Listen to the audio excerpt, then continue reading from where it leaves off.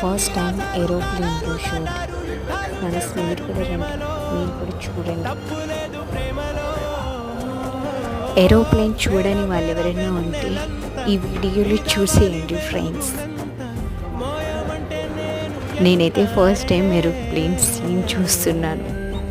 నాలాగా మీకు కూడా అదే ఫీల్ వస్తుంది ఈ వీడియోని చూడగానే. ఈ వీడియో ఎవరెవరు చూస్తారో అందరూ కూడా నాకు కామెంట్లో చెప్పేయండి.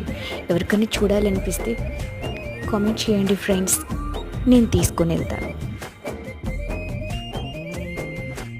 ఆకాశం తాకాలి అని ఉందా నాతో